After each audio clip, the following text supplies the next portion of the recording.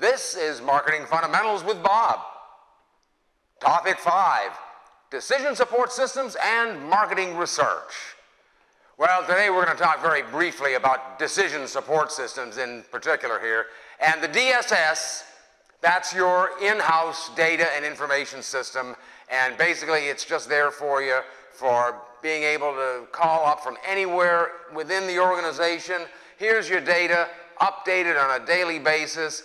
Very handy stuff. As a marketing manager, you can call up the information, manipulate the data, kind of try to identify trends, help you make decisions, get your information all the way down to the region, the metro, the chain level. So let's just say, for instance, you're looking at a brand. You got a share problem with a brand. And you need to figure out, well, it's in the Western region, and it's in the LA region. And now it's down to the Albertsons chain. All right, now I can begin to look at Albertsons and say what exactly was going on in Albertsons, promotion, competitive activity, or what have you, and figure out exactly what's going on. Keep in mind on this now. What you're doing when you're looking at all the things that happened in the past and trying to make decisions on that, it's kind of like steering your car by looking through the rear view mirror. All well and good to see where you've been. That really isn't quite enough to tell you where you want to go. And this, by the way, is very similar to the situation that happens with people who think they can look at charting the stock market and by looking at a chart to get some idea of where that stock is going to go tomorrow or next week or next year. It just doesn't happen. Looking at the past is fine, give you some insight, but from there you got to figure out the future. So that's in contrast to what we're going to do for the rest of this topic, marketing research. And in marketing research, we're basically talking about the entire process of planning, collecting, and analyzing data that is relevant to a specific marketing decision. So let's take a glance overall at the marketing research process. This is really what we're doing, defining the problem itself and the design, the procedures, and collecting and analyzing the data. Let's kind of talk about this a good bit and see exactly where we're going to go with it. First thing you got to do in defining any kind of issue in marketing research, and maybe the most difficult thing to do of all, define the problem. And like, for instance, you may say, my sales are down 10% at Omaha Coca-Cola. Oh, perhaps attendance is down 10% at the Braves games this year. So in doing that, I'll start off, before I'm even getting into any research or anything, to do a situation analysis. And a situation analysis is just kind of telling me what's happening versus what should be happening. What's going on out there? I might see the weather. The weather might be an issue.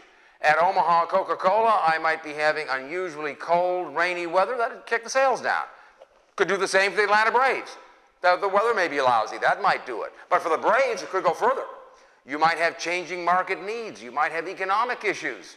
It's not cheap to take a family of 4 to the ball game anymore. Emerging competitive alternatives for the family entertaining dollar. I might at this point even go out and do a little exploratory research, go around, talk to some people, gather some facts up. And at this point, what I'm kind of beginning to think for myself is, what kind of decisions do I got to make? What information do I need to make that decision? Then how do I obtain that information? And just as relevant, exactly how am I going to act on that information I get? Back in my early days at Coca-Cola in marketing research, I was working with the Coke brand group on a particular question, and we're talking about making a national survey, so every question you ask costs some bucks. And there was a question I looked at, and I asked the brand manager, okay, what if we got a 10% yes to this versus a 20% yes to this question versus a 90% yes to this question? How would we act differently? And he says, well, we wouldn't act any differently. To which I said, then we don't need to ask the question if we're not going to act differently. The question is going to be for you exactly what action are you going to take with the information. Now on this, when you're looking at data and where it's going, it is absolutely essential that you understand the difference between correlation and cause and effect. Correlation, 2 numbers just happen to run together. Doesn't mean one is causing the other one. They may both be caused by a third variable which is making them run. Cause and effect, an independent variable is driving a dependent variable. Let me give you a trivial example. You know, there is a correlation in the sales of ice cream cones and shark attacks at Sandestin Beach. That's a fact. The month that the ice cream sales go up, the shark attacks go up. Months with low ice cream sales, shark attacks go down. So maybe the way to eliminate shark attacks is to make ice cream cone sales illegal. Well, that's trivial. You sort of see that. There's the correlation. Hot months, you sell more ice cream, put people in the water, they get hit by sharks. Maybe not so obvious. I have a friend of mine who is he's hit the wall on driving. He cannot get one more ticket. He said, I get one more ticket, I'm losing my license. Long time. So he was looking around and deciding he wanted to get a car which was not going to attract the police. And he said, I'm buying a Buick, because a Buick is the least ticketed car there is. So he gets a Buick thinking, I won't get ticketed as much, it's the least ticketed car. What he didn't seem to consider is that, make a guess about the median age of a new Buick buyer. 71. Yeah, that might have something to do with it. That might be why Buick is the least ticketed car, because of who buys Buicks. Now here's one that gets to be a little more difficult to figure this one. Here's a question that is often stated. People using hard drugs started with marijuana. Okay, now that's pretty much a fact. You got the people who are really into the serious high kind of drugs, really bad kind of drug abuse, started with marijuana. Therefore, the statement has been made, marijuana is a gateway drug, because people who start with marijuana, and those people that wind up in drug abuse start with marijuana. By the same logic, you can say that mother's milk is a gateway drug, because those people that are the heavy drug users started on mother's milk. The point is, it gets to be a little more complex. Have I got a cause and effect relationship, or have I just got a correlation? I'm not sure. We don't know really, totally. We got to wonder, are there certain people who are simply inclined to addiction, and will they become addicted no matter what they do? I don't know. Here's one. This came out of the news. Here is an absolute cause and effect. Gentlemen, maybe I get your attention on this. Absolute cause and effect between cigarette smoking and ED, erectile dysfunction. That is a fact. Gentlemen, you smoke cigarettes, you smoke about a pack a day for 20 years, and you are likely to encounter ED.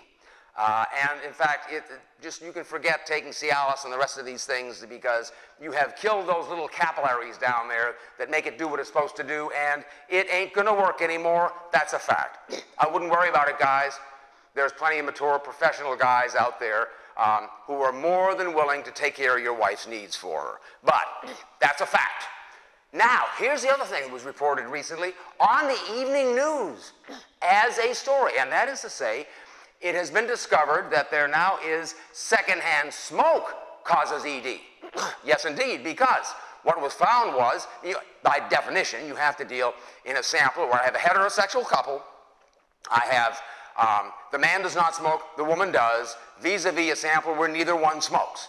And it was found that in the sample of men who did not smoke, but the woman did smoke, there was a higher incidence of ED in which neither one of them smoked. Hence, as reported on the evening news, secondhand smoke causes ED. Or not. Because what might happen? Okay, think about that. He's sitting in his easy chair. He's just relaxing, watching TV. She comes up to him. She starts playing around with his shoulders and neck and stuff like this. Kind of indicates she's sort of in the mood. And then he gets one whiff of her hair and her clothes. Yeah, it ain't ED. We don't know. It may be just a correlation. So this is one of the most difficult positions we can get to. Have I got a correlation? Do I have a cause and effect? And what we're going to get down to here, as we're going to see, is we've got to be sure in our research proposal that we are going to have a hypothesis of cause and effect, and we're going to have to address it and prove it in a specific design. We'll get to that. But this is not the time at this point for conducting formal research. At this point, all I want is that hypothesis of a cause and effect relationship that subsequent research will either validate or refute. Now, before you go further on this, something you might want to do is check out secondary data. That is information that's already available. A lot of this stuff is available internally or online. Secondary data, yeah, it's collected for some other purpose than your specific purpose. It may not properly address your questions, and it's quick and dirty. It gives you some initial ideas as to what might be going on. Important, though, to know for what purposes the data was collected and whether or not it was objective. That's a question and a problem with some of these online sources. They are not objective, and so better be very, very careful. But here at this point, if at this point I'm confident enough that basically I really don't know what's going on enough to make a good decision, I've got a cost-benefit payoff to conducting the research, okay, in that case, then I may go ahead and plan my research design using primary data, and that is information collected for the first time. So let's look at this research design and what we're dealing with in primary data. Basically what I'm doing, I've got to specify the questions that I'm going to answer, how and what data is going to be collected and analyzed, and my big advantage here is that the information I'm gathering is precisely relevant to the question that I have at hand. So when I'm going at this, I've got a number of ways I can go in getting primary research. I can go with survey research, observations, experiments. Let's take a look at these puppies one at a time. First of all, survey research. And with that one, we've got the in-home interview. All right, in-home interview, high quality, but the cost of doing in-home interviews has become prohibitively high, and therefore it is rapidly disappearing from the scene. But hey, it's a nice, comfy setting. I can show, tell, demonstrate, so I get good, high-quality data. It's just the cost of it is so high to get, it's probably not worthwhile going for it. A possible substitute that would be the mall intercept. You may have been out there at Cordova Mall on a Saturday afternoon. You're kind of walking through the mall, and here comes somebody standing there with a clipboard, and hey, can we stop and ask you a few questions for a few minutes? Yeah, we'll get some information on it. Moderate cost, got to be brief. Now, I get in-home, I can sit and talk to them for 30 minutes, 45 minutes, something like that. No, I can't really do that here. Another thing on the mall intercept, it is questionable representativity, and we'll get to representativity specifically later on, but essentially, think about it. The people who are going through Cordova Mall on a Saturday afternoon are not representative of the population of Escambia County in totality. May not be a problem. If I'm demonstrating a vacuum cleaner, I don't have to have a representative sample. I can have people coming by, I can compare my vacuum cleaner to an Oric. And if most people are saying, gee, we like it at least as well, you feel pretty good about it. If I were doing a survey of political opinions, on the other hand, the people going through Cordova Mall are not the same, and the numbers are not going to be the same, and so it wouldn't work out. Now, that's a question you've got to ask yourself, is the data I'm getting here going to be good enough for me, or do I really need to go to a different research design? But again, I can show, tell, demonstrate. I can still do that. We have the old one, the old telephone interview. Telephone interview. Cost of phone interviews now are going up. Representativity of a phone interview is going down as cell phones proliferate. There's very, very few people out there that have now just a landline. I'm one of them. I'm a Luddite, but what the hell am I going to do? So anyhow, but there's a lot of people who only have cell phones. They're not going to be surveyed. You're not going to get a hold of these people here. Refusals are going sky high on phone interviews. I don't know if it's happened to you. If you're at home on the landline, you get someone soliciting something on a telephone call, even for a survey, I'm not going to talk to them. So that's often as high as 90%. And I cannot show, tell, and demonstrate over the phone at all. And again, my reliability is going lower and lower and lower on phone interviews for all the limitations on them. But in some cases, it's the way I got to go. Day-to-day political events. If you just got through say a presidential debate, or some candidate is advocating some radical position in society, and this person advocates this, or the event happens on one evening, I want something for the morning news. I want to be able to report results about what people thought about this, that, and whatever happened. So phone's the way to go, because I can get really, really quick results on that thing. Now, we then have a mail survey, and a mail survey, I've got low quality and low cost. This is getting to be the worst of all worlds. Questionable representativity, because I've got certain elements of the population are more likely than others to respond. That's when we get down to errors, what's called a non-response error. Those who respond are different than those who don't. And that's just the same problem we just had with a telephone interview. Those who will respond are different than those people who won't respond. So I got a little problem with that. We then had the executive interview. The executive interview, that's kind of your B2B equivalent of an in-home interview. Now, we were just saying the in-home interview is sort of falling out of favor because of the cost is so high. The executive interview, on the other hand, might be viable because I can use such a smaller sample size. Think about it. In, say, Escambia County, I could do, say, executive interviews with 30 of the key business leaders in the community, and I've pretty well covered some of the real heavy breathers around here. Whereas on an in-home interview of the population as a whole, a sample of 30 would be woefully inadequate. So yeah, the cost is high, but I can use such a smaller sample that it might work out for me. And that high cost might be justified by high quality and really some unique insights from people. Last but not least, we have the focus group. Focus groups here, loosely structured.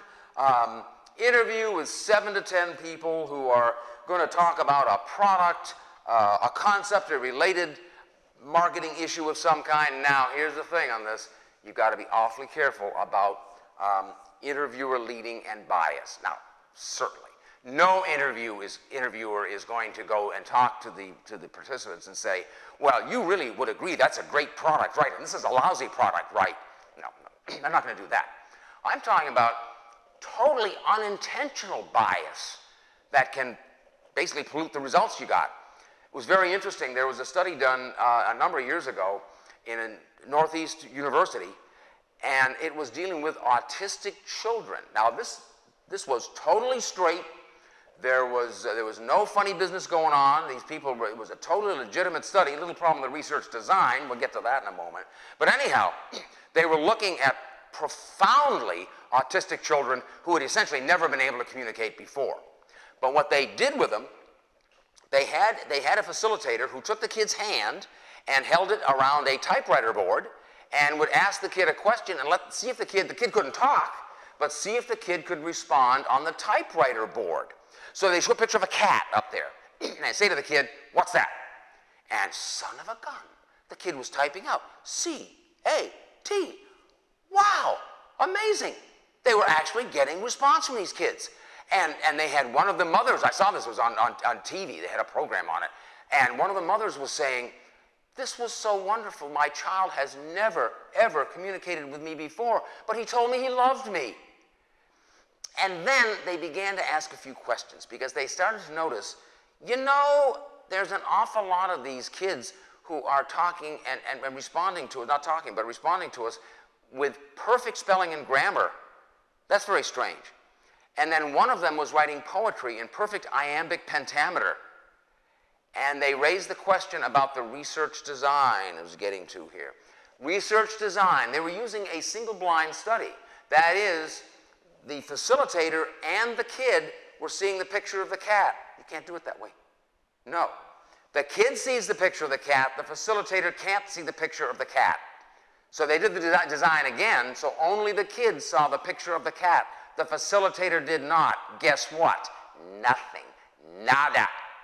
And they went back to some of these facilitators, and I remember one of them saying, I can't believe it. I absolutely did not think I was in any way leading this, but clearly I was. I must have been. So a little word of warning on that, on focus groups, I just can never be totally sure of the results. Be careful. It may well be that the interviewer has kind of led the discussion one way or another. Second kind of research we have is observational research, and that is if your objectives in research are to note the actions that are visually observable, Might use observational research. I could be watching customers, perhaps using a one-way mirror. I might be looking at a retail level at customer traffic patterns, shopping habits. Toy companies do this with kids. They're looking at potential toys. They put some little kids in a room, and they'll have a whole bunch of toys out there and let the kids go out there and play with them. See what toys they play with, how they engage with them, what toys they don't play with. Pretty good on that thing. Mystery shoppers, there's another point of observational research. I know that Marriott tells their employees, we send in mystery guests on a regular basis. And they send in mystery guests who are rude and totally inconsiderate, but the understanding is, as a Marriott employee, you never react to that. You always remember that's the guest, and you always treat them with courtesy and respect no matter what. So a Marriott employee is cued to this, and they get a very rude guest, and they just really don't know, is this for real? Or is this one of the mystery guests coming in here? So it kind of helps the employees always to be alert to make sure that they are totally courteous to all guests at all times. Now, you might get into an experiment. That's one of the things you might do, and that in doing a scientific experiment, you're employing the scientific method, and basically you're going to verify these cause and effect relationships. Now, in doing this, what you do is you hold all variables constant except the one you're manipulating. And I'll do a pretest, in say a group of 100 outlets in pretest that are going to be my control group and test group. One group I leave them alone, the other group I manipulate that one variable to see what happens. That's cause and effect in this case. And at Coke we did this.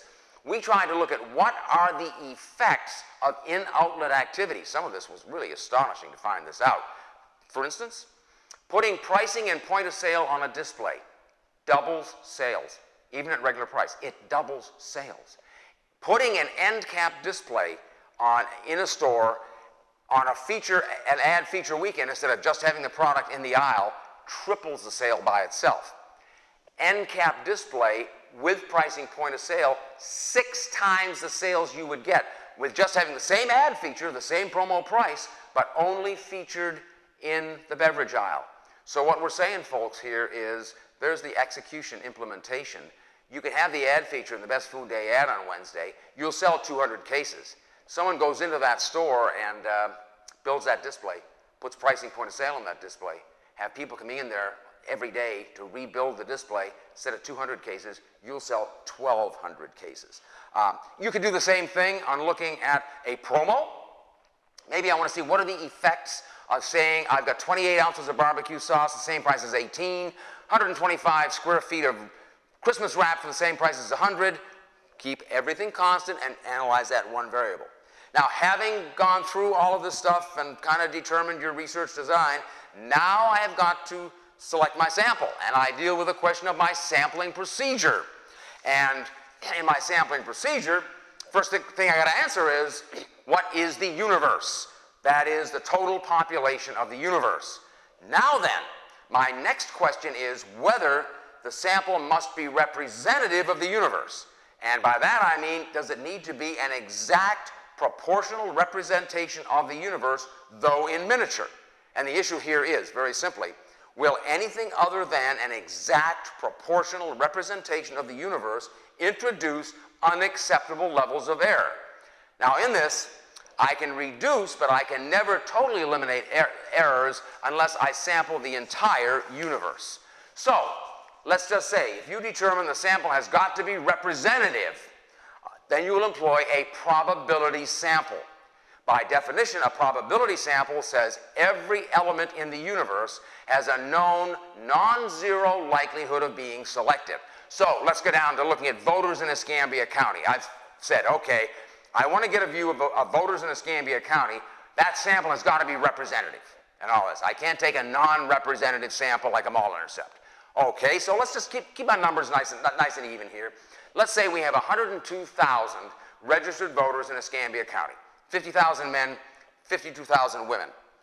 I'm going to take 250 men, 250 women. And in a sample, a probability sample, that is to say, every male registered voter in Escambia County has a probability of 250 divided by 50,000 being selected. Every woman has a probability of 250 divided by 52,000 of being selected. That is an example of a stratified sample. By definition, since there's less men, I have technically oversampled them a little bit. Not a problem. What I have to do then is underweight them when I take my final numbers. So I've got a number here for what the vote is for men. I've got one for women, and I just have to pull down the overall weight on the men because I have technically oversampled them. A random sample, then, is a form of a probability sample, and basically it says every element has an equal likelihood of being selected. So in my voter example again, if I'm doing a random sample, every voter has a probability of 500 divided by 102,000 of being selected. So I will probably, since there's a few more women in the sample, it's more than likely I'll wind up with a few more women in the actual study that I do, because there's more of them in Escambia County. Now, by contrast to this, a non-probability sample does not make an effort to be representative.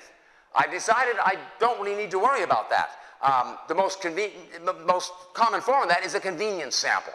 The mall intercept's one of those. It's convenient. I go to the mall and get it.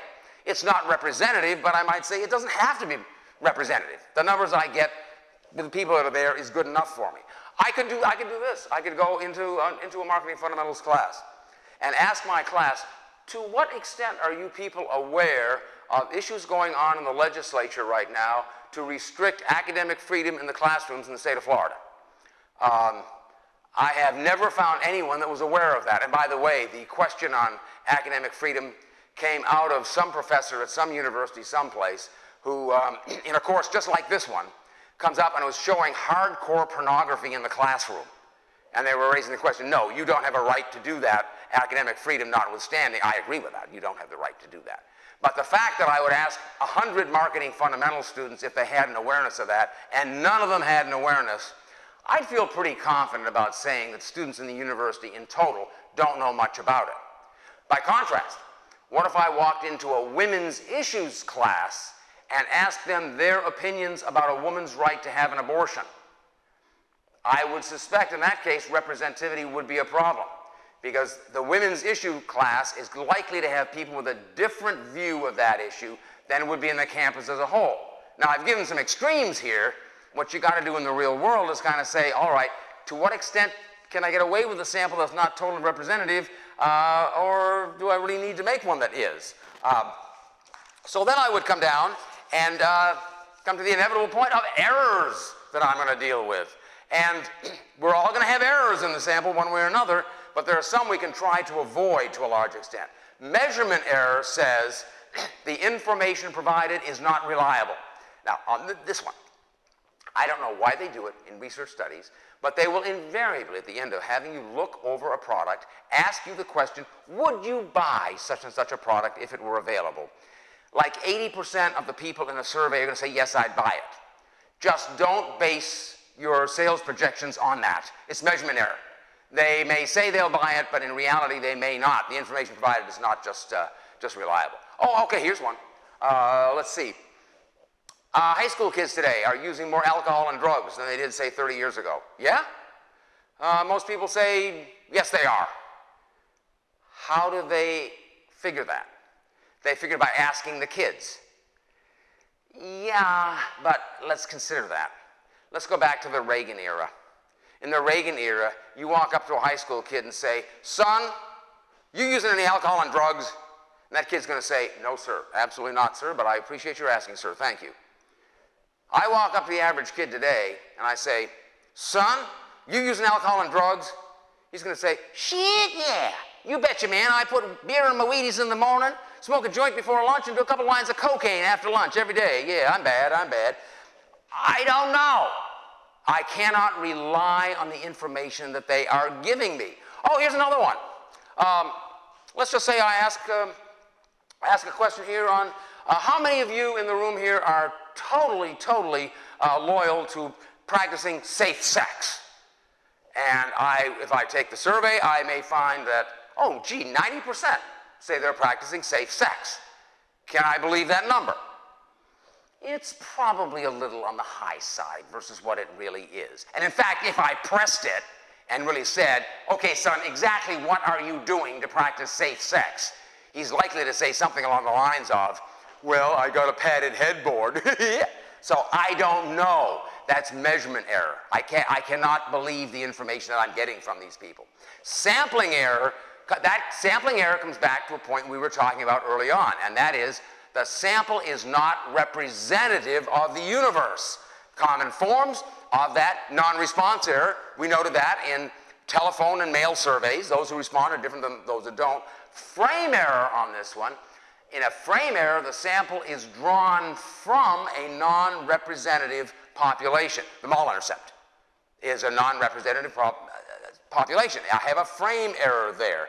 Now, as we noted, though, I'm not concerned about the frame error if I'm doing vacuum cleaners. I would have to be concerned about the frame error and non-representativity on doing a political poll.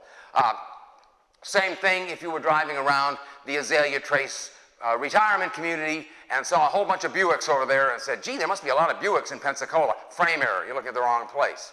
Oh, I did a survey. I was going out and I decided I was going to figure out what is the #1 brand and package of beer in Ensley. Now, what do you think it is? No, it ain't Budweiser. No, it ain't Busch Light. No, it's Ice House Quartz. And the way I did my survey, I was out on my daily run through the neighborhood, and I was looking at the beer bottles and cans on the side of the road and did a survey. And I found that there's more Ice House Quartz on the side of the road than anything else. So does that mean that that's the #1 brand and package of beer in Ensley? No, because think about who's buying Ice House Quartz. This is some redneck. At the end of the day, they're through working. They go into Circle K. They buy an Ice House quart. They're driving home. They can't walk in the house in front of Mama seeing that bottle. So they finish it up, and what do? They toss it out. Whereas us more sophisticated, environmentally concerned citizens who drink Yangling Black and Can would dispose of it properly. Similar on frame error. When you listen to the Rush Limbaugh program, and Rush is doing a survey of his audience, he will tell you that any Democratic president should be basically impeached because 80% of his listeners say so. Yeah, but it's not representative, Rush. Not representative. Take the in-game polls they do on ESPN. They will do an in-game poll, say during the Auburn-Alabama game, and they'll say, who is the greatest football coach of all time? Bear Bryant. Yeah, Bear Bryant, because who's watching the Auburn-Alabama game? It's a frame error. It's not representative of the population overall. Then we have random error. Random error saying any sample, unless I survey the entire universe, will yield readings plus or minus the actual universe. And by the way, the amount of that error is almost entirely a function of sample size. I don't need that many more people to do a sample of the total USA with a plus or minus 3% as I do the state of Florida, like about twice as many, something like that. It doesn't require that many more. And by the way, on that, when I see a presidential poll that says such and such a candidate has 50% plus or minus 3%, that's saying there's a 95% probability. The actual number lies between 47 and 53. But there is a 5% probability that it's under 47 or above 53. It's going to happen occasionally. And then we come down once again to remember the concept of erroneous causal links and also external validity. You don't hear about this one very often, but external validity says you've got perfect research procedures, absolutely proper information provided, but the results that I attain are not projectable to the real world. Oh, here's a trivial question for you, since I'm on beer today. What was the #1 brand of beer in the USA after World War II? It was not Budweiser. It was Schlitz. Schlitz. Schlitz was #1 brand of beer in the USA at that time. What happened to Schlitz? Well, what happened to Schlitz basically is one of their marketing guy comes running in to the boss one day and says, boss, guess what? We don't need 30 days to brew this stuff. We can brew it in 3 days and no one can tell the difference. And they say, we did it. We did a perfect research procedure, control, test, placebo, old Schlitz, new Schlitz, reverse the order of when the people try it, eat a little cracker in between them. They could not tell the difference, old Schlitz, new Schlitz. So out they go with it. One little problem with that, you couldn't tell the difference in the taste test Could you tell the difference if you had a six-pack of the stuff? Yeah, after you had about a six-pack of the stuff, you sure could tell the difference. It sort of goes back to Stroh's beer. If you ever been up in Detroit, had a Stroh's. My days at Coke, when we went to Detroit, we had to drink Stroh's because Peter Stroh owned the Coca-Cola plant, so we couldn't be drinking anything else. And I found Stroh's. I had my first Stroh's. This is good. This is a real good full-body beer. I really kind of like this stuff. The second one, I kind of notice a little aftertaste there. And by the third one, the aftertaste is getting real bad, so I figure if I start drinking it faster, it'll go away. It doesn't. The fourth one would gag a maggot. But the point being on this, yeah, the fact of the matter is, on a taste test, the stuff would taste just good. But it's not projectable. The taste test, although the research is perfect, doesn't project. It doesn't go to the real world. You've heard the case of old Coke, new Coke. Okay, this happened after I left the company. If they had tried to change the formula on Coca-Cola when I was still there, they would have had to take me kicking and screaming out of the room. But what they did on this, they were looking at research on this, and they said, son of a gun, Coca-Cola shares are going down, Pepsi shares are going up, and we're looking at this thing, and it looks to us as though clearly people like the taste of Pepsi better. And they were doing research that kind of confirmed, yeah, we're doing research on customers and say, what brand taste do you prefer? I like Pepsi, and Pepsi was gaining more, and Coke was losing, and all this stuff like this. So they went and they did some research on it, and they did the old Coke, new Coke against Pepsi, and here's the thing. Old Coke lost to Pepsi every time. New Coke beat Pepsi every time. New Coke beat old Coke in a taste test every time, using a general base of consumers. But what do you think happened when you went out into the marketplace and actually presented Coca-Cola now with a new taste? And you had your core group of consumers with the Coca-Cola drinkers. They didn't think highly of it. We're going to get down and address some of these questions as well on this, as to how people respond to kinds of surveys and some of the errors that we can get into on this. And essentially, what Pepsi was doing is Pepsi was out merchandising Coca-Cola in the outlets, and it was the merchandising in the outlets that were causing the change in share. And Pepsi was more visible. Pepsi had more space in the outlets, as we demonstrated in our progressive grocer studies. That was going to work every single time. And consequently, and we'll address this point a little bit more, but essentially when you're asking people, what do you like best? It's going to be what you drank last. So we had a little problem there, with correlation versus cause and effect, but the research and the taste test absolutely indicated that they ought to go with new Coke. But you get the idea. The research gives you insights, but it may not answer all the questions for you. And anyhow, that's topic 5. And this is Marketing Fundamentals with Bob.